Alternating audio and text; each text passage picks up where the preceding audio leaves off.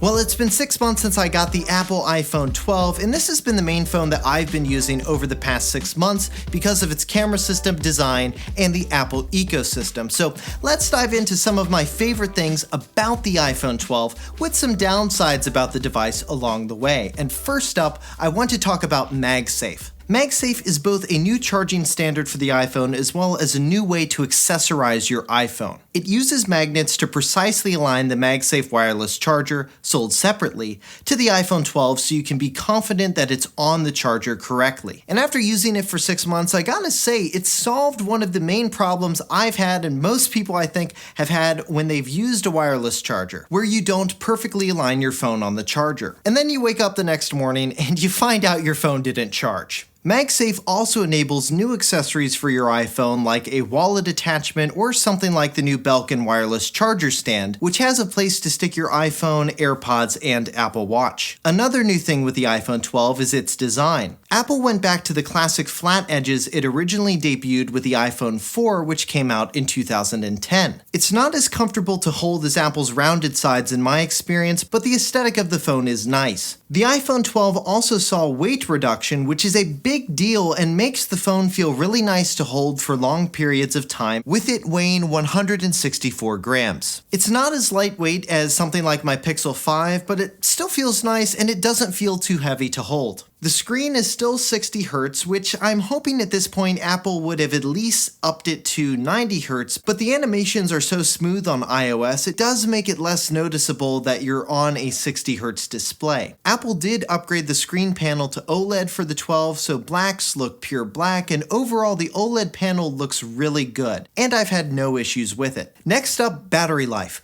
The battery life on the iPhone 12 is pretty good. I see around 4.5 to 6 hours of screen time on a full charge depending on what I'm doing with the phone, so I'll typically see less screen time when I'm listening to a lot of music or podcasts that drain the battery through background activity. Overall though, there's only been like one day where I've had to worry about the battery life on this phone, and that was on a day where I forgot to charge the phone the night before. So I've almost been able to go a full 2 days on a charge with this phone, which is great. Next, let's talk about performance. The iPhone 12 delivers just absolutely buttery smooth animations and fantastic performance. I haven't had a single issue with this phone's performance in the past 6 months. No lag, no stuttering, nothing. Just solid performance for capturing photos and video, playing videos and music and podcasts, etc. The only thing I don't really do on my phone is games, so I can't talk about that as much, but pretty much everything else I've used my phone for, it's worked flawlessly. Alright, now let's talk about the camera. Overall, I think the iPhone 12 has a pretty good camera. With both the ultra-wide and the regular lens, you get some flexibility in the shots you want to take, but the digital zoom is definitely a bit lackluster, and it's not something you're going to want to rely on a whole lot. The photos that come out of the iPhone's camera are pretty comparable to other phones in this price category, and the main thing you'll really notice is how the iPhone photos look compared to photos from other phones like a Pixel or a Samsung phone. Apple tends to have a bit of a warmer tone with their photos, and they love to bring up the highlights. Sometimes a bit too much in my experience versus the Pixel, which has a more cooler, high contrast look. Now, where the iPhone really shines for me is in its video quality. It just produces some really nice footage. Colors look great, the auto white balance and exposure adjust works well in auto mode. For a phone camera, the video footage is some of the best I've seen. Now the iPhone 12 does come with Dolby Vision support, but until more devices support it, so far I've stuck with the regular H.264 codec. Now another thing Apple has done quite well with the camera is bake in some pretty powerful photo editing tools directly into the Photos app on iPhone. And this is one area where you can definitely tell that this phone's processor can handle almost anything you throw at it. Edits happen pretty much instantaneously. One thing this phone does exceptionally well, and it's not exactly an exclusive feature to the iPhone 12, but it is a big part of my experience with it. Handing off audio from the iPhone to another device is a really smooth experience on the iPhone 12. For example, when I get out of my car and have headphones in, as soon as I shut my door on my Tesla, it turns off the audio system from my phone and the iPhone immediately switches to playing the audio on my headphones again without me having to do anything. The iPhone 12 also works really well with Apple's wireless headphones and earbuds specifically. All you have to do is have your headphones on and then pick up the iPhone and start using it, and they'll automatically switch over to your iPhone. The iPhone 12 also integrates pretty well with other third-party wireless earbuds. I use my Pixel Buds all the time with my iPhone 12 and they work well together. As soon as I put them in my ears, the phone automatically connects to them too, though it won't automatically switch them over to my iPad or Mac like my AirPods and AirPods Max will. Next, iOS 14. Now, while iOS 14 is not exclusive to the iPhone 12, when you get an iPhone 12, it does make it feel like a fresh new iPhone in a few key ways. First, home screen customization.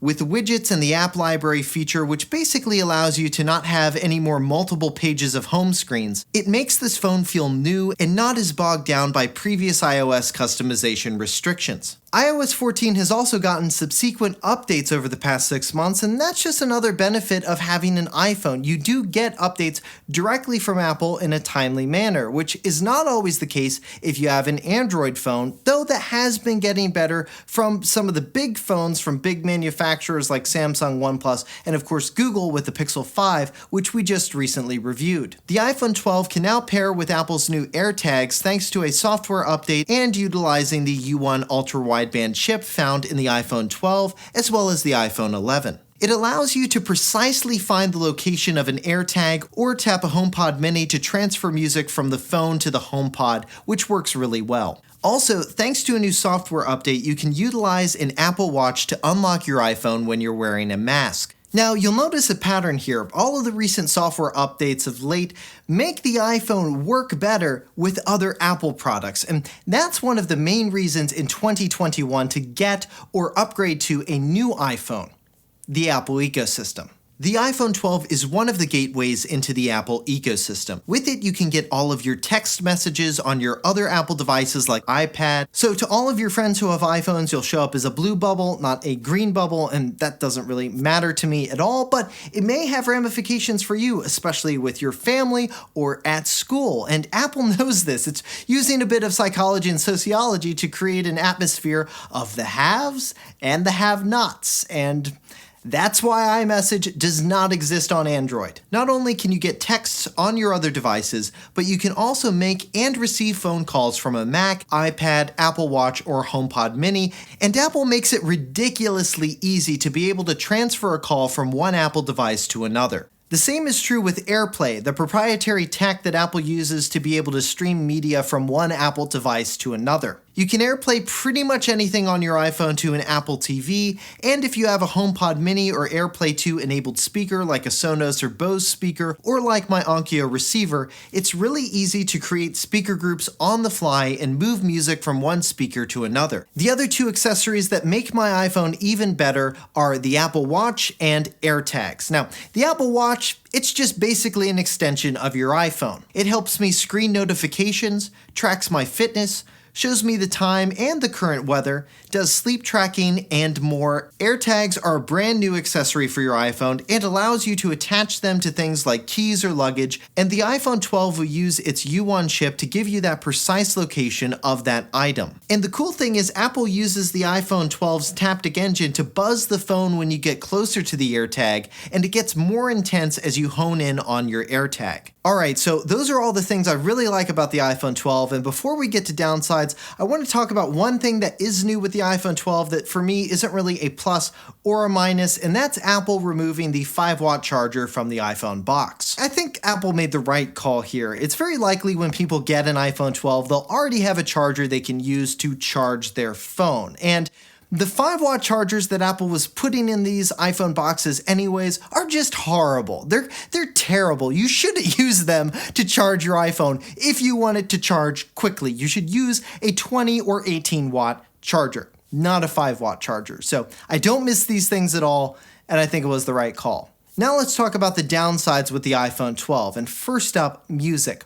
You still cannot set a default music streaming service for Siri to play from on the iPhone 12. Though, during the 6 months I've had the 12, Apple did roll out an update where Siri will ask you what app you'd like to use to fulfill music requests, and then it'll remember that. So now you can just tell Siri to play whatever music you want, and it'll play it from your favorite service and not default to Apple Music. Next up, storage. For an $800 starting price, this phone should start at 128 gigabytes of storage, not 64. Another issue I've had is with phone calls. For whatever reason, when you're on a phone call using wireless earbuds or wireless headphones, and it doesn't matter if they're made by Apple or somebody else, the lowest volume you can set that call volume to is actually too high. It's like the volume level is different for phone calls and music in terms of the volume floor that Apple has implemented. And it looks like I'm not the only one who's noticed this and had this issue. The final thing I don't like about the iPhone 12 is the App Store. You can't download anything you want from the web onto your iPhone. You must go through the Apple App Store. And this is the way it's always worked on iPhones. And I'd be okay with that if it was consistent with how Apple treats all of its platform products like, say, the Mac. But it doesn't.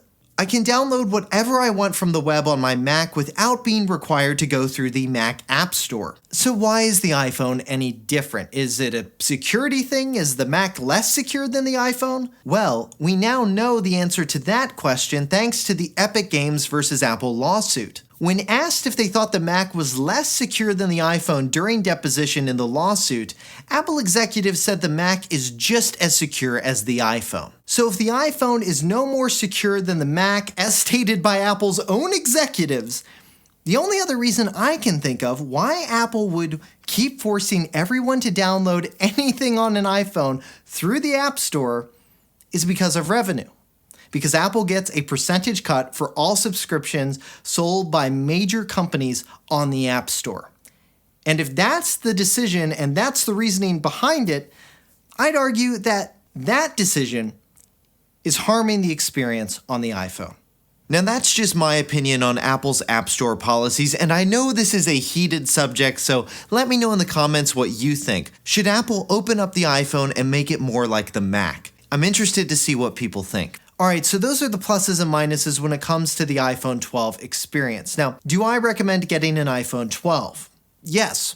Who do I think should get one? I think the iPhone 12 is a great choice for anyone with an iPhone 10 or older who's thinking about an upgrade, or anyone enticed by the Apple ecosystem and wants a great phone that'll work well, have stellar performance, battery life, a great camera, and will get updates for years to come. The iPhone 12 can be purchased at a variety of retailers and starts at $799 US and comes in a variety of colors, including a newly released purple color. Now, if you're interested in Apple accessories, definitely check out the links below to some of our reviews of other Apple products and links to some of my favorite Apple accessories in the description below. I hope you found this video helpful, and if you did and liked it, make sure you hit that thumbs up button below and subscribe to the channel to see more 6 months later reviews like this one on Apple and other tech products. For 6 months later, I'm Josh Tedder. Thanks for watching.